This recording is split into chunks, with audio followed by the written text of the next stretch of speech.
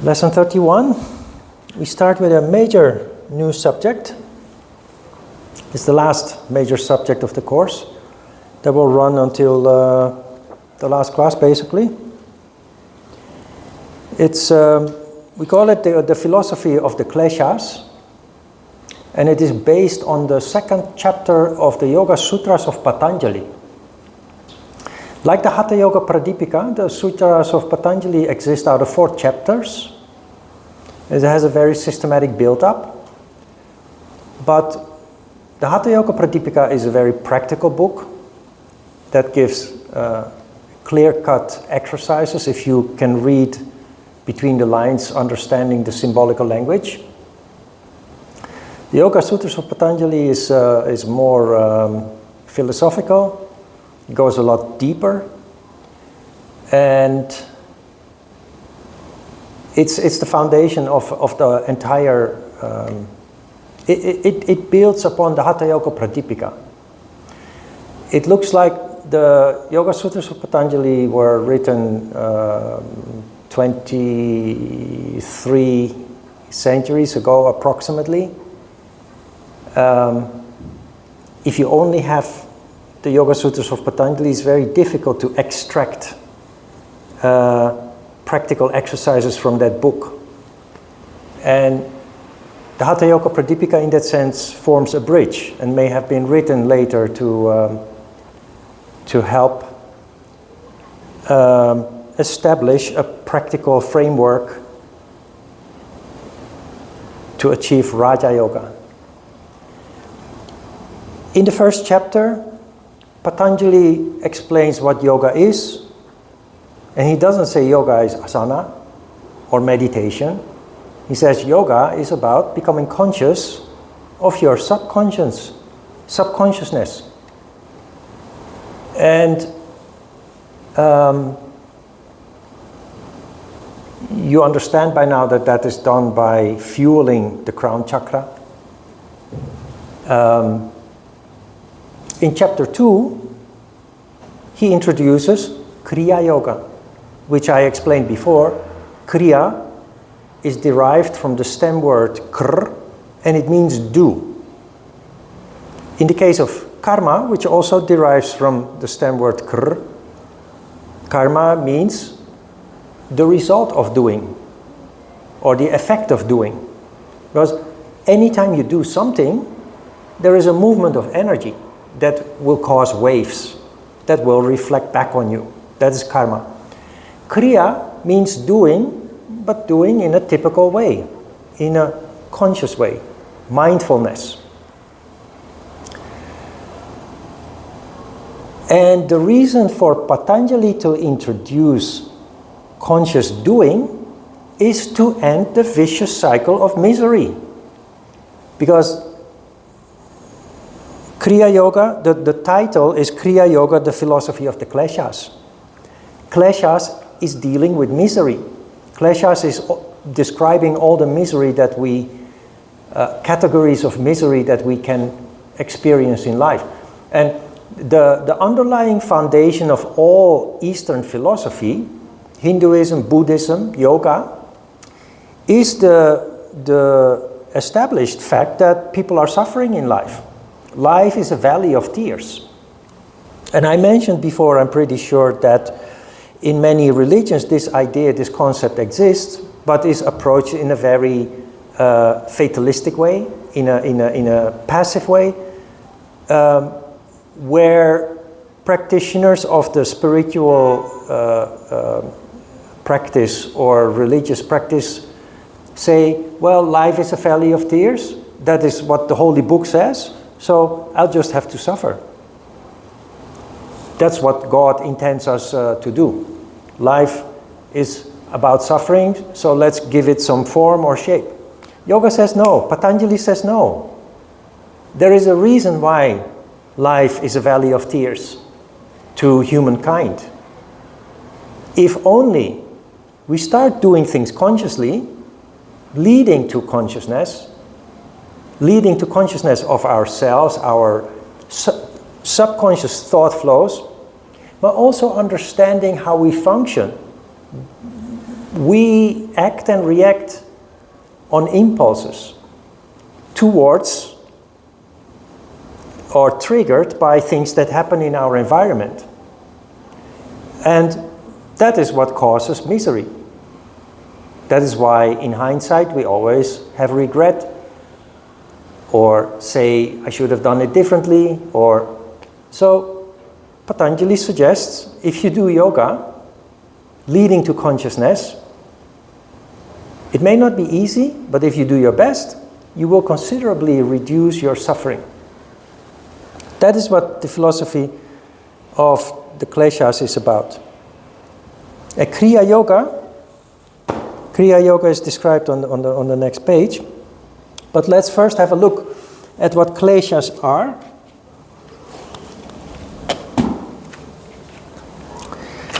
It all starts with what we call samskaras.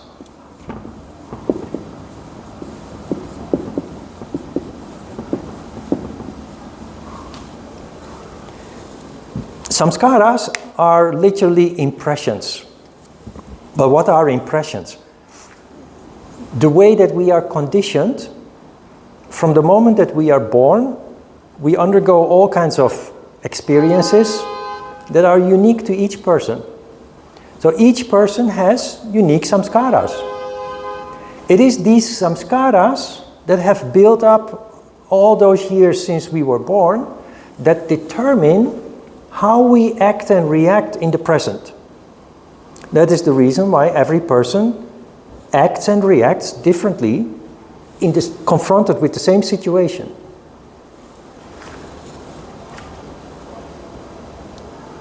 So samskaras are in fact latent. It's like a computer hard drive that is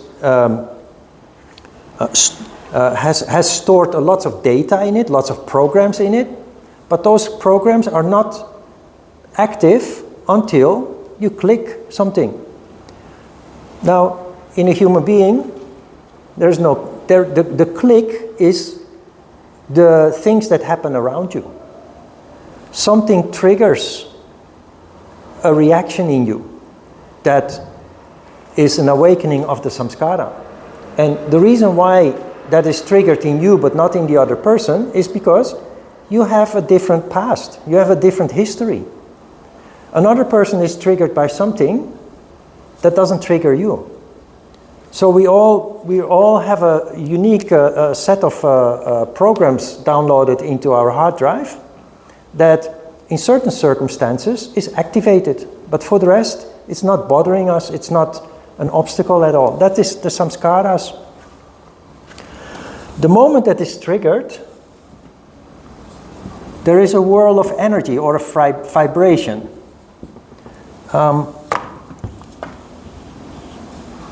Vritti.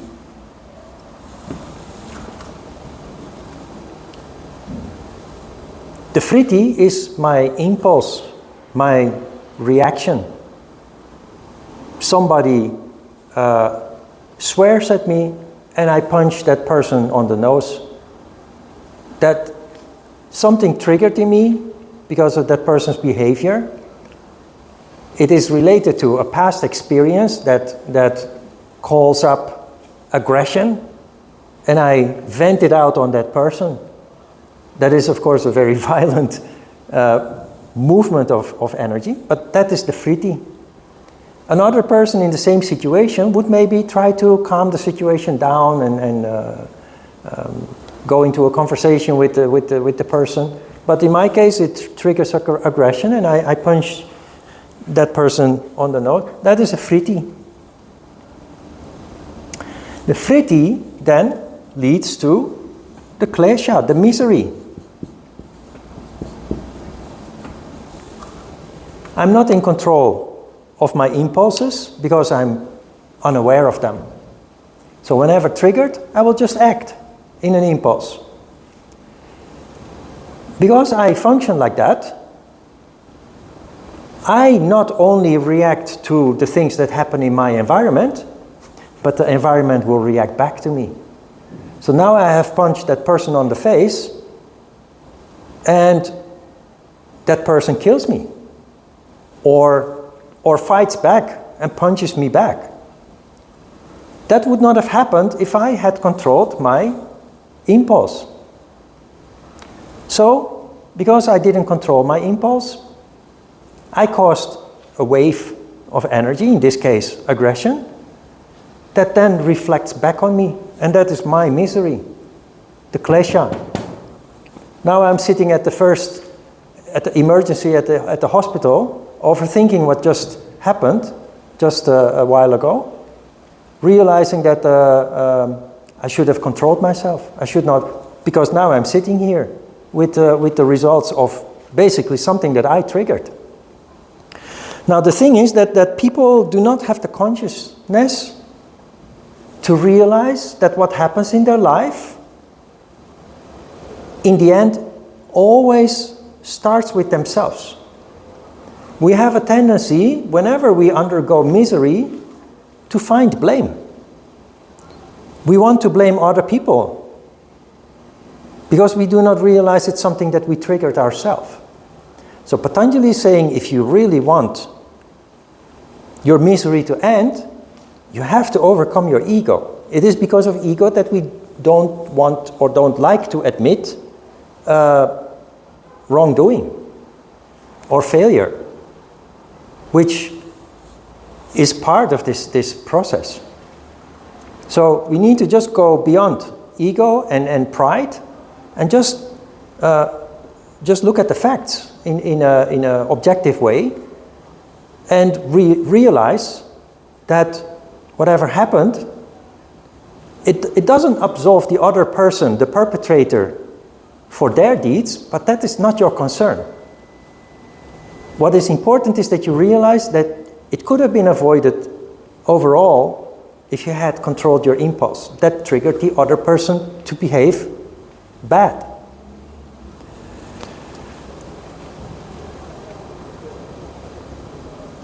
So that is what klesha is. Klesha is misery that comes our way as a result of a vibration that is picked up by the environment and will react in kind.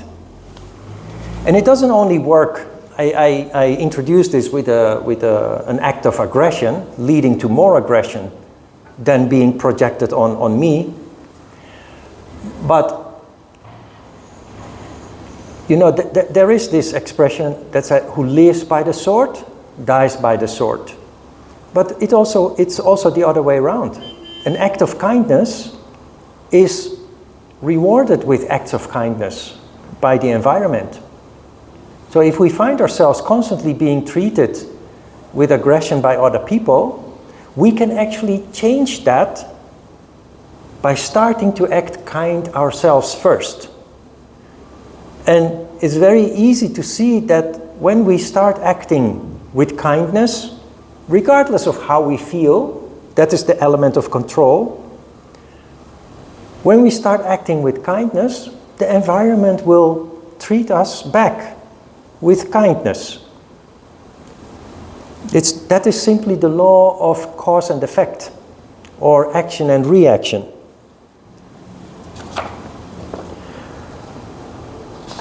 So we will read Sutra 1 of chapter 2 of the Yoga Sutras of Patanjali, that says, austerity, self-study that leads to the knowledge of the self with a capital S, and complete resignation to Ishvara, or God, constitute preliminary yoga, Kriya Yoga. This is where yoga starts. In the book of Patanjali, yoga doesn't start in chapter 1. Chapter 1 explains what yoga is about, and it goes very deep psychologically. Then chapter 2 says, this is what we can do. Now, this sounds as a riddle to most people, but we have studied austerity as one of the niyamas. So Kriya Yoga, or the practical aspect of yoga, exists out of 3 elements. And it starts with austerity. What is austerity again? The basic principle of austerity is to subject yourself to discomfort in order to make yourself more comfortable, in order to gain strength, in order to build vital energy. So it really means engaging in the practice of yoga. That is what austerity means here. We have looked at it in many different ways in daily life situations. Instead of taking the elevator, taking the stairs, just some practical examples of how we can practice austerity. But the practice of asana, sitting on a cushion for an hour to meditate and do energy control, that is the ultimate way of controlled austerity, controlled activity that leads to the effect that energy rises up and fuels or awakens consciousness by fueling the crown chakra. So that is where it starts. Now the second one, we talked about that before also, self-study that leads to the knowledge of the self. That is not something that you can do by reading a book that describes the self, or by sitting on your cushion and thinking, now I have to reflect on myself. Actually, austerity, meaning yoga done in the proper way, that the way it was intended thousands of years ago, leading to an awakening of consciousness, it is that leads to, that automatically leads or consequently leads to insight in the self. Because the first thing that human beings become curious about when their consciousness awakens is, who am I? And why am I here? And why am I suffering? Of course, in light of the subject of the Kleshas. Then the third element that is mentioned here, complete resignation to Ishvara. That is also one of the niyamas. It is the last niyama. So you have three niyamas here actually. Austerity, self-study, which is the fourth niyama, and surrender. So austerity is something we need to actively engage. It results in self-insight, insight in the self. When we develop insight in the self, we are exposed, we become vulnerable, which then requires the need of acceptance.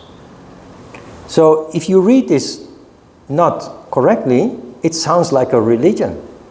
Resignation to God. And I think that is where the established religions originally came from, long time ago. But resignation to God means accepting, first and foremost, accepting things as they are. Instead of resisting or denying, accepting things as they are, and from there you can move forward by starting living consciously and changing things, taking control. Control, eventually even taking control of your destiny in this way. So that is what this is about.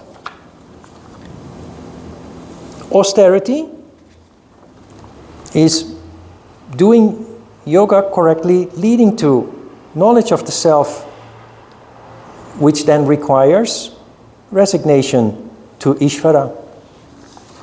So that is what yoga is according to Patanjali. Sutra 2 gives us the answer. Why do we need to do all this? Sutra 2 says, Kriya Yoga is practiced in order to attenuate, to soften or reduce in force the kleshas, our misery, and to bring about samadhi. So there you have it.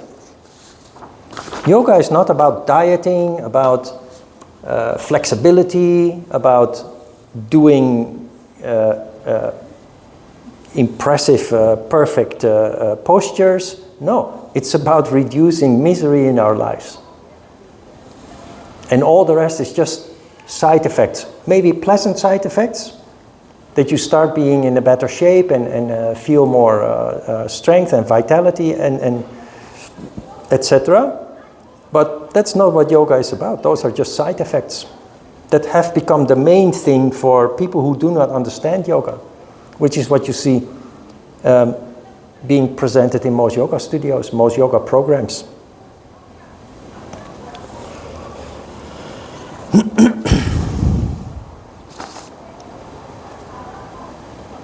So that is the introduction of Kriya Yoga and lesson 31. Let's have a short break.